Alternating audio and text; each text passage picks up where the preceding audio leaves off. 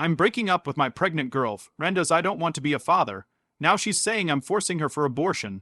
I, 25 male, had been with my now ex 23 female for a little over 3 months. I always made sure we used lots of precautions when having intercourse. She was on birth control and I always used condoms. I wanted to avoid a child. I have known for a long time that I do not want children. I find them annoying, and they would severely limit my ability to do the things I enjoy, traveling, outdoor stuff, etc. Unfortunately for me, my ex didn't have her period when she was supposed to, and it turns out she's now pregnant.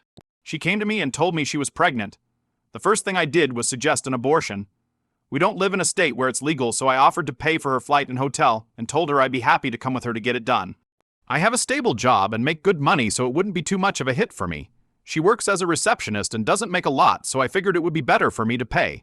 That's when she told me she was hoping to keep it and that she wanted me to help her raise the kid as its father. I have no intention of being a father. Beyond just my dislike of children, I'm not ready for that. I made it very clear that I didn't want the baby, but she kept insisting that I'd have a change of heart once it's born and to just try it out. After a long exchange, I told her that if she intended to keep the baby, I would not act as a father. I broke up with her and told her that I would pay child support once it was born, but that I expect her to respect my wishes and keep the child away from me. Since then, she's been frantically texting me, begging me to come back and telling me she'd forgive me. She sent me voicemails crying. It does hurt to see, but I haven't responded. The other day, she texted me saying how she can't raise the kid alone and how I'm basically forcing her to get the abortion just by leaving. She called me an asshole, an abuser, and a sus. She ended the text begging me to talk again. I certainly feel shitty.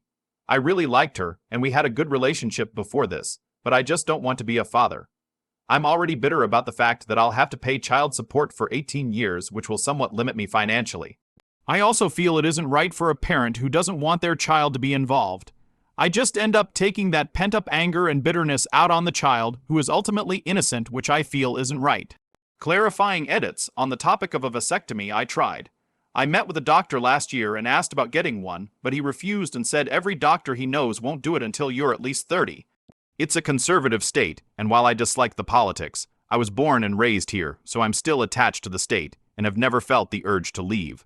Someone said I should have flown elsewhere to get one, and I guess they're right, but I just didn't think about that. On the topic of birth control, I bought the condoms myself, so they were fine.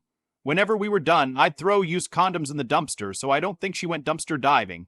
I asked her on our first date if she was taking birth control and she said yes. I took her for her word. Maybe foolish to just believe her, but if she was lying, she'd be the first I've met to lie about that. Most girls I've met are honest about it. I assume she was on the pill, since that's the main birth control I know, but maybe she was on something else that I'm not educated enough on. That being said, I'll follow your advice and lawyer up and get a paternity test update. I've hired one of the better family court lawyers in my state. She is someone representing her pro bono. It has been made clear to my ex and her representative that she is not to contact me personally and that all contact will go through my lawyer from now on. A paternity test is scheduled for next Wednesday. I don't know how long it will take to get results, but the test is happening. If the child is mine, we will go to court to determine child support payments and will set up the process for me to sign away my rights. Another clarifying edit. In the beginning, I said I made sure to use lots of precautions. I had thought people would take away from that the idea that I had made my intention to not have kids clear at the beginning. Just wanted to make that clear. She told me she wasn't looking to have kids. I should have been more clear about this, I guess. I was under the assumption that she didn't want kids, which is why I was blindsided by her change of heart once she was actually pregnant. I understand it happens, feeling change or whatever, but for me, it was a big shock. When I go to get the paternity test, she will also have an ultrasound and we'll talk then. Update: I got the test done and the results are in. The baby is a girl and is indeed mine. When I saw my ex, I had a talk with her. We talked about birth control and she told me she was on birth control and had no intention of having children. But once she found out she was pregnant, she changed her mind. I believe her. She was hopeful that I would come around to that perspective, so I made it very clear that I will not be part of the child's life and gave her 3 options. Option 1. Get an abortion in any state of her choosing, and I'll pay for her to stay there for a week, so she could basically take a vacation to Hawaii or NYC or LA on my dime. But I need to come with and get confirmation that she had the abortion. Option 2. Put the child up for adoption and I'll pay for all the medical expenses that come with having a child. Option 3. Keep the child and I pay my court-ordered child support, sign away my parental rights, have my name taken off the birth certificate, and have absolutely zero involvement with her or the child beyond my monthly payments. It was a tough conversation and she didn't take it well. She ended up crying for a while. She kept telling me that I would be a loving and kind dad, asking me to try fatherhood and think about how well our relationship was going before this happened and to imagine our future together with a daughter. I told her I'm still firmly against fatherhood and she was devastated. She refuses to get an abortion but is scared to be a single mother at 23 even though she wants the child. She told me that if I'm with her during the birth seat and hold the child but still feel nothing for the baby after all, that then she will consider adoption. She also said if I change my mind about fatherhood, she will be waiting with open arms to enjoy parenthood together as a loving family and would hope I'd propose. I've made it very clear I don't want any involvement. I'm not sure what I should do since I would prefer for the baby to be put up for adoption rather than have to pay child support for 18 long years. But I also don't want to be around the baby at all or present during the birth update over the past few days. I've gotten a new influx of advice. Some of this advice has been helpful or interesting. Some really good ideas were given to me. So I set up a lunch with my ex yesterday and we had a long and productive chat. It was the first time we had talked in over a month.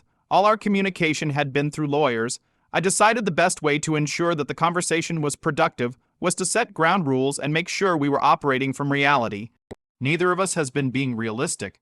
I told her that I was giving up on abortion or adoption. It was what I wanted, but I already know it isn't going to happen at this point. My ex wants the baby. I know she does, and I told her I know I won't be bringing up abortion or adoption to her again. It just isn't worthwhile. I have to work within reality, and at this point that means under the assumption that she will keep the baby. I also told her it's time for her to give up on me. I made it very clear to her that I will not be getting back together with her no matter what. Even if she aborts the baby, she will never have the happy family with me that she wants. I made it clear she needs to drop the idea because it won't happen, and it makes it impossible to find any real solutions to this situation. She acknowledged that there will be no happy family between us. I think reality has finally set in for both of us at this point. Nobody is going to get what they want. So it's time to compromise. The new goal that we have agreed upon is this: provide my ex and our daughter with the support that they desperately need right now, while also allowing me to have zero involvement with raising the child. In other words, I will not be involved in raising the child whatsoever, but will try to give my ex the resources she needs to make sure the child has a good life. I won't be in the delivery room and I will never see her. I will simply provide money. My ex has $25,000 in student debt that she needs to pay off. She's only making around $60,000 a year from her job, and she will be a single mother, which means child expenses and such. By contrast, I only have around $10,000 in student debt left to pay off, and after a little over 2 years working at the company I just got a promotion and a significant pay raise, so I'm now making roughly $150,000 a year. Additionally, there's plenty of room for further growth in my field with income growth potential all the way up to $325,000 a year. Although that is still pretty far off in the future. I don't say any of this to brag, just to put our situations in perspective. I'll have all my debts paid off by the end of 2025. Plus, I've been setting aside money into a savings account and investment funds. What I'm trying to say is I have money and she doesn't, so I will be making up for my lack of presence with significant financial support. I would prefer to avoid court, so I worked with my ex to find a fair monetary support system. All of what comes next is a handshake agreement between the two of us. If someone has a problem, they can go to court and determine child support that way. We talked for a while about what a fair payment system would look like, and this is what we decided on. I will pay for all of my ex's medical expenses that come with her carrying the baby, including doctor visits and hospital bills. When the baby is born, I will pay my ex $2,000 per month in child support to pay for the child's expenses. This will leave my ex with breathing room and allow her to continue paying off her student debt. We don't have exact math, but our estimate we found using phone calculators was that it would probably take her between 6 to 8 more years to pay off all her student debt once she has paid all her debt off. The monthly child support payment will drop to $1,000 per month. If my ex finds a man who she marries and takes on the role of a father to the child, then my child support payments will stop since he will be able to provide an extra income stream. Additionally, I will create a savings account that my ex will be able to see. Starting the day the baby is born, I will deposit $500 into the account. I will then deposit $500 into the account on the first day of the month every month until the girl turns 18.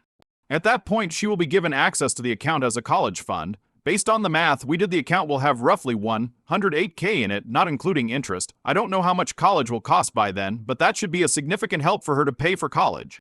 If she decides not to go to college, I will empty the fund into my personal savings account, so she only gets the money if she attends college. The fund has another condition on it, but I'll get to that later. Beyond money, my ex and the child will need emotional support. This is where my lovely sister comes in. She and her wife love kids. They had been looking into adoption for a few months now, based on another comment I got, which I cannot find anymore, and it's driving me crazy. I think whoever wrote it deleted it. From a woman whose brother was in a similar situation, the woman decided to take on an active role and helped his ex raise the child of her own volition because she liked kids. Knowing my sister was already interested in raising a child with her wife, I reached out and asked her if she would be interested in helping my ex. She was very excited about the prospect that my ex would have her. I asked my ex what she thought, and she said yes. My sister and her wife will act as a support system for my ex. When they have time, they will help my ex with things like babysitting, giving her any advice she needs, or just being there for her to talk to. They'll also be extra family for the child, helping make things like birthdays and holidays special. This is where the second condition for the college fund comes in. As I'm sure you've noticed, my sister is lesbian. I've gotten many questions asking why I don't want my parents involved with the child. Let me answer them. My sister came out at 14. From then on, she was the scum of the earth in our house. My parents are extremely religious and very homophobic, so as soon as she came out, they hated her. No more birthdays, no more Christmas, no more family dinners. They gave her the absolute bare minimum necessities to survive and then left her alone otherwise. Obviously, it was extremely toxic. What they did was awful, and my sister has rightly gone no contact with them. My second condition for the college fund is that my ex cannot tell them about the child or let them meet her. What they want most in the world is grandchildren, and I will not give them that joy.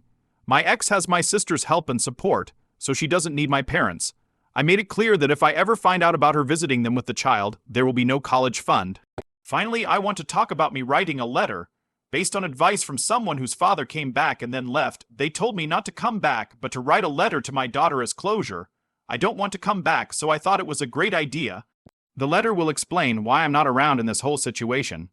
I'm going to be truthful, but try to also be gentle in the letter. The goal is to make it clear that I didn't leave because of a particular hatred towards her, but just because I never wanted to be a father in the first place.